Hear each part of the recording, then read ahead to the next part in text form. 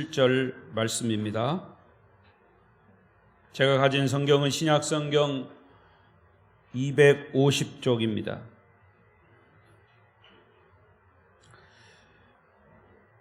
로마서 8장 12절부터 17절까지 여러분 성경을 찾아놓으시고 화면을 보시면 같이 볼 수 있겠습니다. 제가 한 절 읽고 여러분 한 절 읽겠습니다.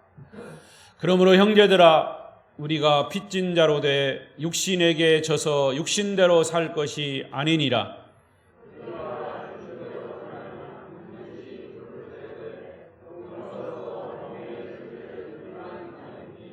무릇 하나님의 영으로 인도함을 받는 사람은 곧 하나님의 아들이라.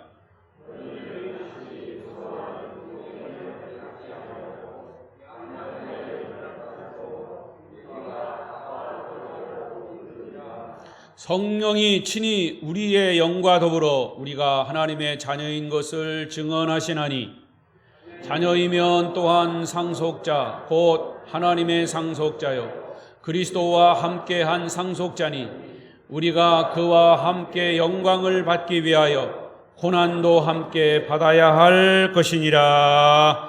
아멘. 17절 말씀까지 함께 보았습니다. 오늘 주시는 말씀에 큰 은혜가 있으시길 바랍니다. 오늘도 예배 자리에 나오신 여러분을 축복합니다. 그리고 사랑합니다. 옆 사람과도 인사하십시다. 오늘도 만나서 반갑습니다. 잘 오셨습니다. 은혜 많이 받으세요. 감고사축 감사합니다. 고맙습니다. 사랑합니다. 축복합니다. 감고사축. 오늘도 성도 여러분에게 하나님의 크신 은혜와 축복이 주시는 말씀으로 임하시기를 바랍니다. 그리고 비대면 영상으로 예배하시는 분들에게도 동일하게 그 예배 현장에서 주시는 하나님의 크신 은혜로 맞이하시고 또 받으시기를 바랍니다. 오늘은 국가적으로도 제76주년을 맞는 8월 15일 광복절입니다. 주일날 8월 15일이 당하는 경우가 흔치 않은데 오늘 바로 그날입니다. 그러면서 우리 한국 교회가 지키는 해방기념주일이기도 합니다. 우리나라가 대한민국 일제 36년 동안의 압박에서 해방이 되고 자유민주주의 경제국가로 발전한 날을 해마다 기념하기 위해서 광복절을 지키죠. 그리고 교회는 해방기념주일로 지킵니다. 그 어느 때보다도 우리가 대한민국 국민으로서 나라를 사랑하는 마음 더할 나위 없고요. 또 우리 그리스도인들은 우리 나라를 위해서 또 지도자들을 위해서 또 기도를 멈춰서는 안 될 것입니다. 특별히 내년에 2022년도에는 또 대통령 선거가 있기 때문에 그 나라의 권세, 권력 또 지도자는 하늘이 내린다 했습니다. 하나님께서 꼭 필요한 이 시기에 필요한 지도자를 세워주기 위해서 우리는 기도할 뿐입니다. 그래서 이따가도 말씀드리겠지만 오늘은 8월 15일이면서 해방기념주일이라 송령을 부를 때는 애국가를 한번 제창하겠습니다. 교회에서 애국가 부르는 게 흔치 않고요. 또 우리가 학교 졸업하니까 애국가 부를 기회가 별로 없어요. 이거 너무 좋은 기회다 생각하고 그런 마음을 가지고 애국가를 또 이따 불러보겠습니다. 자, 그런 정신과 마음을 간직하고 오늘 로마서의 말씀은 계속됩니다. 로마서 100독 계속 하고 계시죠? 여러분에게 계속 도전을 드리는 겁니다. 100독. 지금 몇 독 하셨습니까? 아직 금년 말까지 기회가 있으니까 계속 도전을 하시기 바랍니다. 로마서 100독을 하다 보면 하나님이 놀라우신 은혜를 주실 겁니다. 오늘 말씀은 지난주 제목과 똑같이 나는 성령을 따라 사는 사람인가 같이 해보겠습니다. 시작. 네. 저는 성경 본문이 지난 시간과 이렇게 연결이 되기 때문에 제목을 똑같이 했습니다. 성령 하나님은 우리 안에, 예수를 믿는 사람 안에 계시면서 우리의 모든 생각과 우리의 모든 삶을 이끌고 계십니다. 우리가 더욱이 거룩한 삶을 살 수 있도록 성령은 우리의 모든 행동과 말과 삶을 지배하십니다. 이것이 성령을 모신 사람들의 특권이고 기쁨이고 영광입니다. 그래서 오늘 본문 12절을 다시 보겠습니다. 12절 시작. 그러므로 형제들아 우리가 빚진 자로 돼 육신에게 져서 육신대로 살 것이 아니니라 그랬어요. 여기도 12절을 시작하면서 그러므로라고 하는 말이 또 나와요. 그러므로 접속사입니다. 근데 이 그러므로는 이제는 자기 자신이 주인 돼서, 이제까지는 자기 자신이 주인 돼서 내 육신의 욕심대로 살았지만 그렇게 살면 안 되고, 이제는 성령의 사람이 되었으니까 성령에게 빚진 자로서 성령의 인도함을 받고 살아야 할 책임이 있다. 그러므로 이렇게 말해요. 그러므로 우리는 성령의 인도함을 받고 사는 사람. 할렐루야. 그게 예수 믿는 사람이에요. 예수 믿는 사람은 교회 주일 나와서 예배 드리고 끝나는 것이 아니고 우리의 삶의 현장에서 성령의 하나님의 인도하심을 받고 사는 사람이 예수 믿는 사람이라고 말이에요. 그래서 예수 믿는 사람은 우리가 사회에 나가서 살 때 저 사람은 예수 믿는 사람이구나, 정말 하나님을 믿는 사람이구나 하는 표시가 나야 돼요. 그게 성령의 인도함을 받고 사는 사람이란 말이죠. 그런데 우리가 신앙생활을 하면서 입버릇처럼 말하는 게 있어요. 아이고 목사님, 마음은 원이로 돼요. 육신이 잘 약해가지고 못 따라옵니다. 마음은 원이로 돼 육신이 약하도다. 이게 성경에 있는 얘기거든요. 그러니까 육신이 약하다고 하는 이유로 스스로 죄를 합리화하면서 죄를 짓는 사람들. 그러니까 이런 말을 하는 사람들은 모두가 육신에 빚을 져서 육신에 끌려다니는 사람이에요. 다른 말로 말하면 사탄에 끌려다니는 사람들이라 그 말입니다. 그러나 성령을 모시고 사는 사람은 이런 소리를 하지 않습니다. 만약에 성령과 함께 산다고 하면서 여전히 육신의 욕심대로 살면 반드시 다음과 같은 결과가 온다고 말씀했어요. 그게 13절이에요. 13절 시작. 너희가 육신대로 살면 반드시 죽을 것이로되 영으로서 몸의 행실을 죽이면 살리니. 너희가 육신대로 살면 반드시 어떤다고요? 죽는다고 그랬어요. 반드시 죽는다. 그런데 이 반드시 죽는다라고 하는 말의 근원이 어디서 나왔냐면, 또 무슨 뜻이냐 하면 창세기 2장 17절의 말씀이에요. 또 읽어보겠습니다. 시작. 선악을 알게 하는 나무의 열매는 먹지 말라. 내가 먹는 날에는 반드시 죽으리라 하시니라. 하나님의 말씀이. 이 죽음은 어떤 죽음을 말하느냐? 우리 육신이 숨 끊어지는 그런 죽음을 말하는, 그 죽음도 말하지만 사실은 영적인 죽음이에요. 하나님과 결별하는 죽음, 영적인 죽음과 육신의 죽음, 지옥에서 멸망받을 영원한 죽음을 통틀어서 말하는 것이 바로 여기서의 죽음입니다. 반드시 죽으리라. 그러면 여기서 13절에서 너희가는 누구를 가리키냐면 사실은 예수 안 믿는 사람을 말하는 게 아니라 예수 믿는 사람들을 가리키는 거예요. 로마서 8장 1절에 다시 보겠습니다. 또 시작. 그러므로 이제 그리스도 예수 안에 있는 자에게는 결코 정죄함이 없다. 예수 안에 있는 하나님의 자녀들은 정죄함이 없다고 그랬어요. 그런데 또 여기 이 8장의 12절에 와서는 결코 예수 안에 있는 자는 결코 정죄함이 없다고 말했는데, 너희들이 만약 육신의 욕심대로 살면 반드시 정죄를 받는다, 죽는다고 말했어요. 어떻게 보면 로마서 8장 안에서 앞뒤가 안 맞는 말이에요. 굉장히 모순적인, 앞에서는 정죄받지 않는다고 그랬고 뒤에서는 예? 반드시 죽는다고 그랬어요. 근데 여러분, 이 말씀은 정죄함을 받지 않는 그리스도인이라고 할지라도 성령을 따라 행하지 않고 육신의 욕심대로 사는 자는 반드시 죽는다고 말이에요. 잘 여러분들이 이해하셔야 합니다. 성령을 받은 사람은 육신의 욕심대로 살지 않아요. 이것이 오늘 본문의 핵심 내용입니다. 자, 그렇다면 우리가 성령으로 사는 삶을 행동으로 증명할 수가 있어야 합니다. 제가 서두에 말씀드린 것처럼 예수 믿는 사람은 우리의 말과 행동으로 증명이 돼야 돼요. 왜냐? 성령은 항상 우리를 행동하게 하시기 때문에 그래요.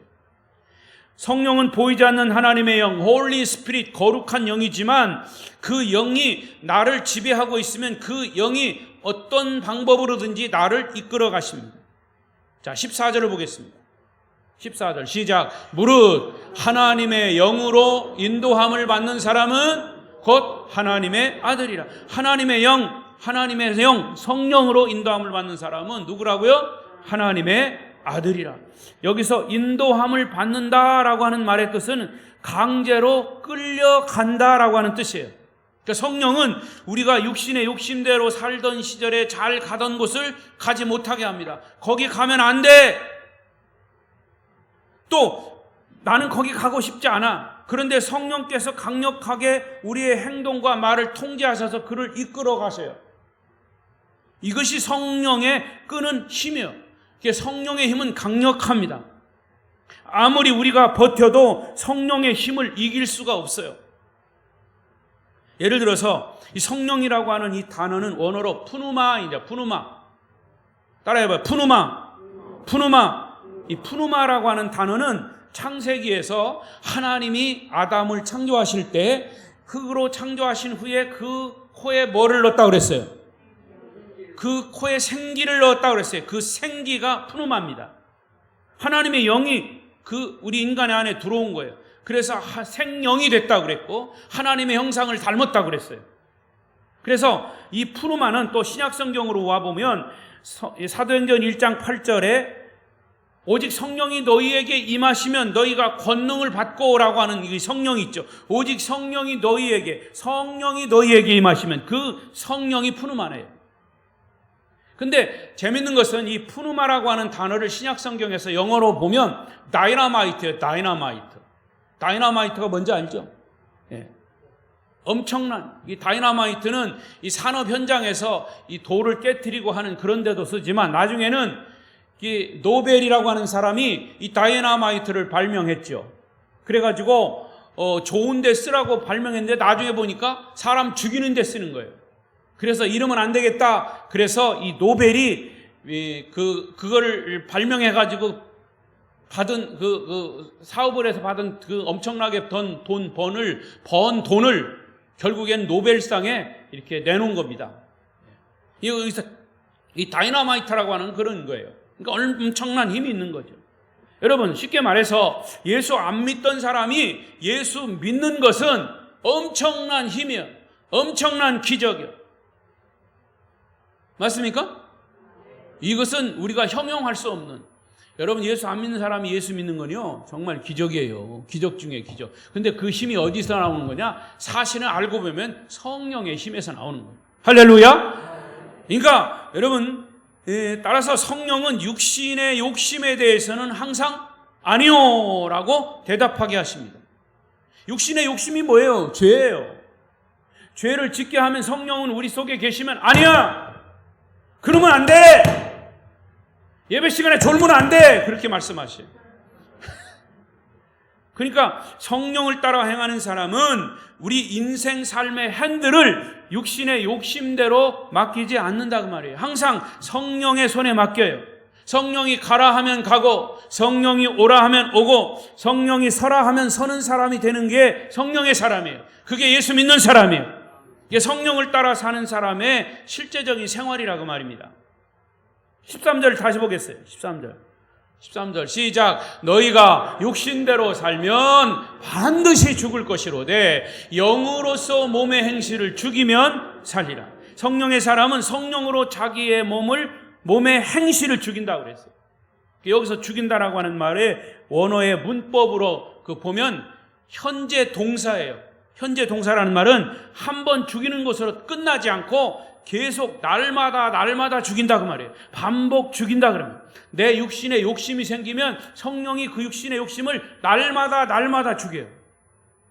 여러분 목사라고 지금 여기서 막 성령에 대해서 설교하지만 목사도 계속 육신의 어떤 도전, 사탄의 도전 더 많이 와요.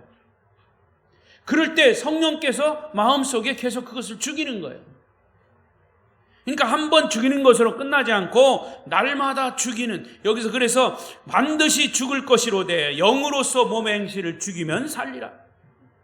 성령으로 우리의 육신의 몸의 행실을 죽이면 진짜 사는 거다 그 말이에요. 여러분 우리가 삶에서 경험하듯이 우리 육신은 항상 완전히 구원받은 상태가 아니기 때문에 이 땅에 사는 동안은 온갖 죄악에 노출이 되어 있습니다. 한 번 죄의 충동을 받으면 그때마다 우리 몸 안에서 무서운 욕심이 발동이 되는 거예요. 자, 야고보서 1장 14절을 보십니다. 시작. 오직 각 사람이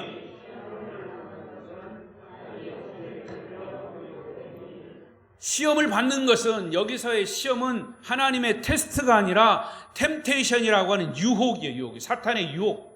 이 유혹을 받는 것은 자기 욕심에 끌려서 미혹된다는 것이죠. 이것이 우리 육신의 약점이기도 합니다. 우리가 욕심대로 따라가다 보면 우리의 행실이 자꾸 잘못 나타나는 거예요. 못되게 나타나는 거예요. 그러면 이렇게 자주 일어나는 우리의 몸의 행실을 끊어버릴 수 있는 것이 뭐냐? 끊어버리는 구체적인 방법이 뭐냐? 우리 육신의 욕심을 따라 행할 때 그것을 어떻게 끊어버리느냐? 그것을 제가 4가지로 말씀드립니다. 목사님 4가지씩이나요? 금방 말씀드릴 테니까 정신을 차리고 들으세요. 첫 번째, 성령 하나님이 우리 안에 내주하신다고 하는 사실을 내가 믿어야 합니다. 읽어보십시다. 시작. 성령 하나님이 우리 안에 내주하신다는 사실을 확실히 믿어야 합니다. 누가? 여러분 자신. 그래서 11절에 그랬어요. 11절, 8장 11절 시작. 예수를 죽은 자 가운데서 살리신 이의 영이 너희 안에 거하시면, 그리스도를 예수를 죽은 자 가운데서 살리시니가 너희 안에 거하시는 그의 영으로 말미암아 너희 죽을 몸도 살리시리라. 성령 하나님은요, 말씀으로 천지를 창조하신 하나님의 영이에요. 그러니까 무엇이나 다 할 수 있는 전능하신 분이에요. 그렇게 믿으십니까? 그 성령은 그분이 우리 삶에 역사하실 것이라고 믿는 만큼 역사하시는 거예요. 내가 내 마음속에 성령이 계신 것을 믿으면 내가 믿는 만큼 내 속에서 성령이 역사하십니다. 그런데 성령의 역사를 믿지 않으면 역시 역사하지 않아요. 아니 목사님, 그러면 내가 안 믿으려고 하면 성령이 강제로 막 이렇게 믿게 해가지고 믿게 하면 되잖아요. 그러면 그렇게 하지 않는 게 왜 그런지 아세요? 성령도 인격이기 때문에 그래요. 우리도 인격자예요. 지정의를 가진 인격으로 만들어진. 그러니까 사람은 짐승들과 뭐가 다르냐? 인격체이기 때문에. 그래서 내가 마음문을 딱 닫고 있으면 성령은 내 속에서, 내 안에 계시지만 내 속에서 역사하지 않아요. 인격체이기 때문에. 그러니까 여러분이 얼마든지 이 예배 속에서, 예배 가운데도 지금 설교를 들으면서도 내가 딴 생각을 할 수가 있어. 얼마든지. 왜? 말씀에 대해서 마음문을 닫고 있으면 그 말씀이 내게 들어오지 않는 거예요. 여러분, 그래서 성령을 인정하고 성령을 받아들이는 거예요. 그래서 우리가 육신의 욕심을 끊어버리는 방법은 성령이 내 안에 계심을 믿고 그분의 지시를 따르는 거예요. 만약 성령을 믿지 않으면 우리는 나 자신의 육신에게 날마다 패배하고 나중에는 완전히 멸망을 당하는 겁니다. 여러분들은 오늘도 성령을 인정하시고 성령의 인도를 받으시기를 축원합니다. 두 번째로 중요한 것은 나 자신이 누구인가를 철저하게 인식하는 거예요. 시작. 나 자신이 누구인가를 철저하게 인식하라. 아이덴티티, 나의 정체성이 뭐냐? 이걸 알아야 돼요. 내 정체성, 내가 누구냐 이거. 성령을 주인으로 모신 사람은 도대체 누구예요? 오늘 14절에 그것을 정의하셨어요. 14절 시작. 무릇 하나님의 영으로 인도함을 받는 사람은 하나님의 아들이다. 그럼 여기 여자들은 뭐예요? 이 아들 속에 딸도 들어가 있어. 걱정하지 말아요. 여러분, 하나님의 인도를 받는 사람은 하나님의 자녀예요. 여러분, 성령을 모신 사람은 일단 이렇게 신분이 바뀌는 겁니다. 영광스러운 하나님의 자녀라고 하는 신분으로 바뀌는 거예요. 요한복음 1장 12절에 영접하는 자, 곧 그 이름을 믿는 자들에게는 하나님의 자녀가 되는 권세를 주셨으니 하나님의 자녀예요. 신분이 바뀌었는데도 내가 그 신분 바뀐 것을 스스로 인정하지 않으면 제일 우습게 여기는 사람이 있어요. 마귀가 우리를 우습게 여겨요. 바뀐 신분을 쉽게 생각하거나 가볍게 생각하면 마귀 역시 하나님 자녀의 신분을 가볍게 취급하고 무시하는 거예요. 하지만 우리가 하나님의 자녀라고 하는 이 정체성을 분명히 갖고 있으면 성령은 우리 안에서 너는 하나님의 아들이야, 너는 하나님의 딸이야, 너는 하나님의 자녀야 라고 항상 깨우쳐 주신다고 말해요. 우리는 이 성령의 소리에 귀를 기울이고 그런 자부심을 가져야 할 줄로 믿습니다. 우리가 죄악의 길로 갈 때 성령은 우리에게 큰 소리로 바른 길로 가라고 말씀하십니다. 그 성령의 소리를 듣지 못하는 사람은 성령을 모셨다고 말하지 마세요. 스스로 하나님의 자녀라고 말하지 마세요. 그래서 16절에 이렇게 얘기했어요. 16절 시작. 성령이 친히 우리의 영과 더불어 우리가 하나님의 자녀인 것을 증언하신다. 성령이요, 성령의 사람은 잘못된 길로 갈 때 성령께서 우리 안에서 증언하신대요. 야, 이건 잘못된 길이야. 그러면서도 우리가 그 성령의 소리를 듣고 순종하면 되는데 그 성령의 소리를 들었어도 무시하거나 듣지 않은 것처럼 한다면 성령은 역사하지 않는 거예요. 여러분, 만일 그 소리를 못 들었다고, 들었어도 못 들었다고 변명하면 그 사람은 성령의 사람이 아니에요. 성령은 분명하고 명확하게 들리도록 말씀하셔요. 하나님의 자녀인 우리에게는 명확하고 분명한 길이 이미 제시되었어요. 그게 뭐예요? 성경 66권입니다. 하나님의 말씀이 이미 제시되었어요. 그래서 시편 119편 105절 시작. 주의 말씀은 내 발의 등이요 내 길의 빛이니이다. 여러분, 집에 가셔서 시편 119편을 1절부터 175절인가까지 읽어보세요.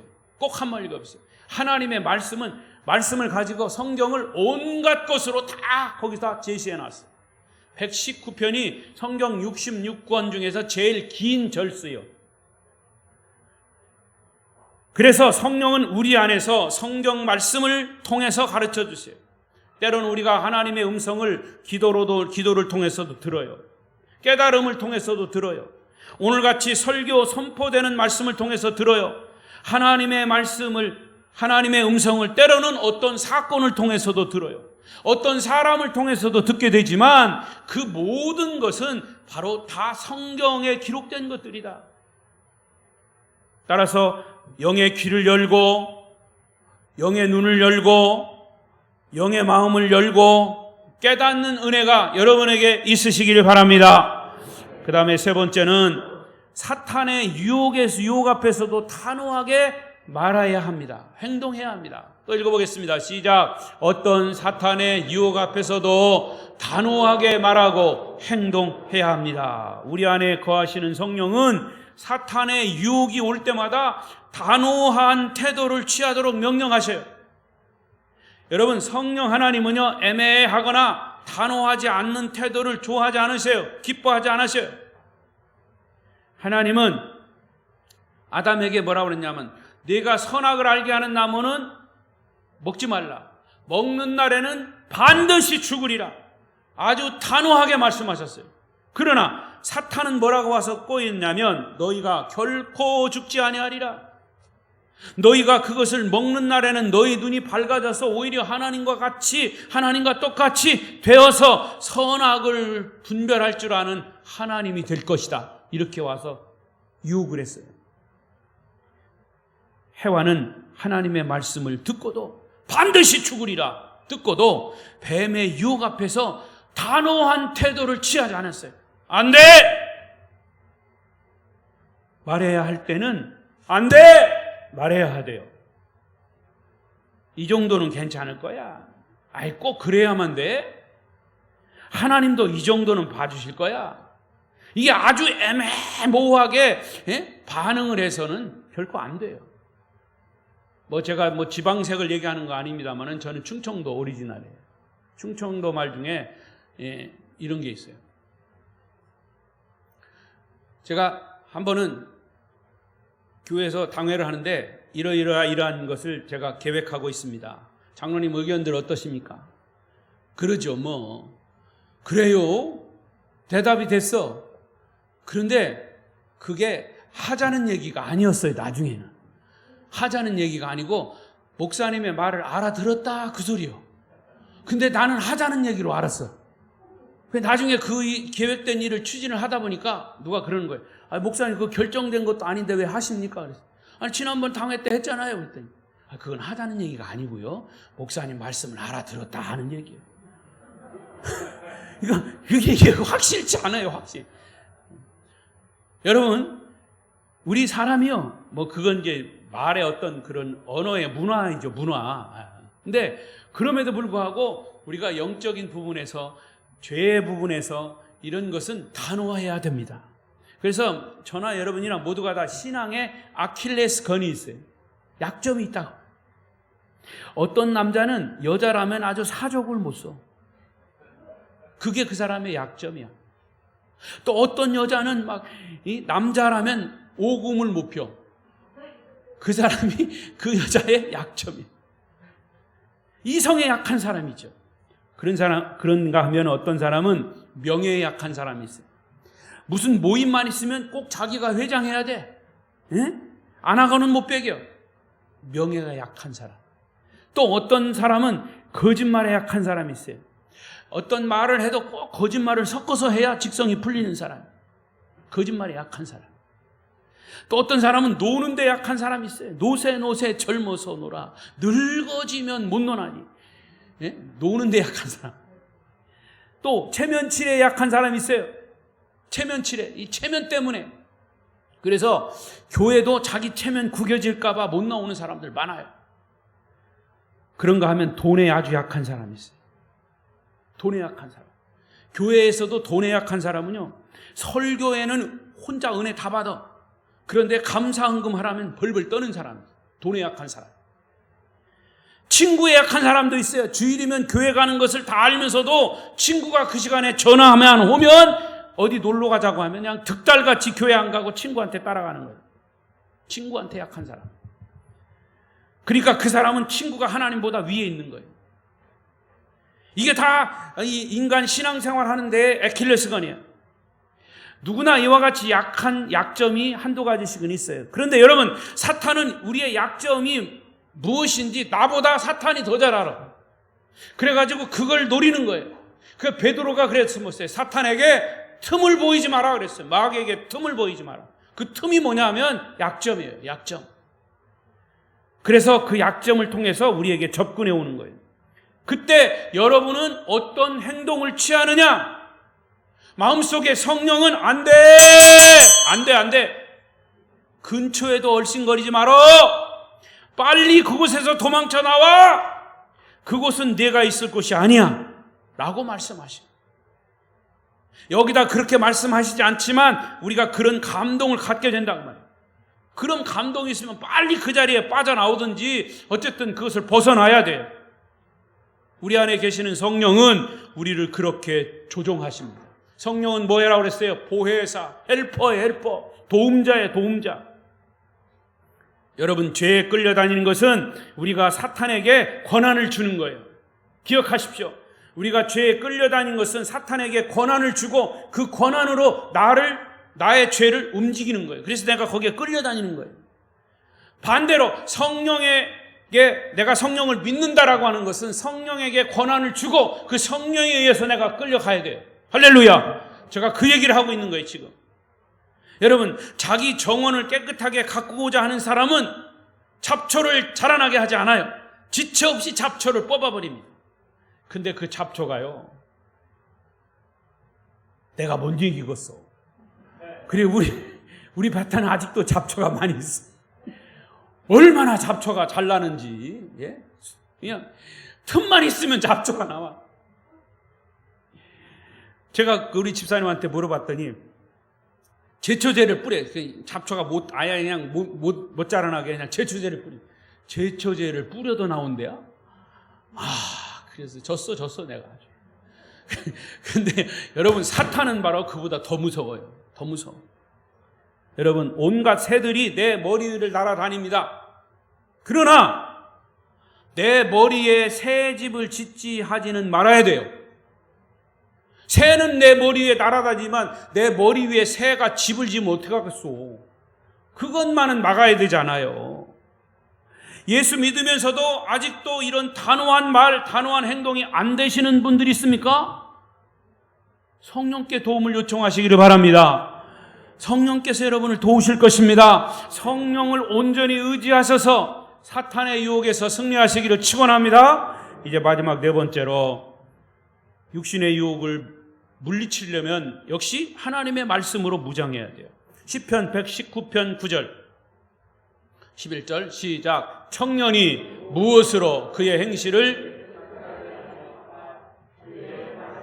지킬 따름이니이다. 11절 내가 주께 범죄하지 아니하려 하여 주의 말씀을 내 마음에 두었나이다. 히브리서 4장 12절 하나님의 말씀은 살아있고 활력이 있어 좌우의 날선 어떤 검보다 예리하여 혼과 영과 빛 관절과 골수를 찔러 쪼개기까지 하며 또 마음의 생각과 뜻을 판단하나니 또 모든 성경은 하나님의 감동으로 된 것으로 교훈과 책망과 바르게 함과 의로 교육하기에 유익하니 이는 하나님의 사람으로 온전하게 하며, 계속 읽어요, 모든 선한 일을 행할 능력을 갖추게 하려 함이라. 또 구원의 투구와 성령의 검 곧 하나님의 말씀을 가지라. 다 읽을 수가 없어요. 하나님의 말씀 곳곳에 이 하나님의 말씀으로 무장하면 어떤 유혹도 물리칠 수 있다는 얘기예요. 문제는 우리가 성경을 얼마만큼 읽고 외워서 말씀으로 무장되어 있는가에 달려있는 것이지요. 그래서 우리가 성경을 끊임없이 듣고 또 듣고, 오죽하면 제가 이 로마서 100독을 막 강조하겠습니까? 이것이 우리의 몸의 행실을 죽이는 일, 죄에게 끌려가지 않는 방법이에요. 지금까지 제가 네 가지 방법으로 말씀을 이제 드린 것은 우리 육신의 행실을 죽이는 사람에게는 분명히 하나님이 엄청난 보장을, 축복을 하셨어요. 그게 15절이에요. 15절. 본문 15절 시작. 너희는 다시 무서워하는 종의 영을 받지 아니하고 양자의 영을 받았으므로 우리가 아빠, 아버지라고 부르짖느니라. 제가 읽다 보니까 오늘이 며칠이에요? 예? 8월 15일이잖아. 로마서 빼고 8월 15일. 8월 15일에 오늘 하나님이 엄청난 복을 우리에게 이미 기록된 것이지만 우리에게 주신 거예요. 이 뜻이 뭐라고요? 우리가 하나님을 무서워하지 않고 하나님을 누구라고 부를 수 있다고요? 아빠, 아버지라고 부른다 그 말이에요. 아빠, 아버지. 사랑받는 아들이요 아빠를 부르듯이 성령은 하나님을 가까이 하게 하고 하나님과 친밀한 교제를 하게 하세요. 그래서 우리가 하나님을 아빠라고 부를 수 있다는 거예요. 여러분, 어린아이가 아버지를 향해서 부르는 이 아빠라고 하는 말 속에는 모든 것이 다 들어가 있어요. 제가 말씀드렸잖아요. 우리 아들들 둘이 있는데 처음에는 작은 아들인가요? 작은 아들은 그래도 지금까지 아빠라고 불러, 둘이 있을 때는. 자기 와이프, 이제 며느리가 있을 때는 아빠라고는 안 하지만 또 우리 큰아들도 그러더라고. 어느 순간에 아빠 그러더니 어느 순간에 아버지 그러더라고. 아빠 할 때와 아버지 할 때와 왠지인지 거리감이 생겨. 여러분, 바로 그래요. 아빠라고 한 뉘앙스 속에는 그런 게 있어요. 아빠라고 부를 때 그 아이는 마냥 행복합니다. 이것이 바로 육의 행실을 죽인 사람에게 오는 하나님을 아버지라고 부르는, 아빠라고 부르는 그런 사람에게 오는 은혜고 축복입니다. 그러니까 하나님께 나아갈 때는 거리낌이 없는 거예요. 아빠 한번 하면 거기에 다 들어있어요. 자기의 문제도 해결해 달라고 그러고, 자기가 원하는 거 다 들어달라고 그러고, 거기 다 있는 거예요. 그러니까 우리도 하나님을 아빠라고 하면 두려움이 없어요. 오히려 하나님의 사랑에 대한 자신감이 있고, 또 하나님을 전적으로 의지하는 그런 믿음이 생기는 거예요. 그런 축복을 주셨다고 말해요. 이게 성령의 사람이에요.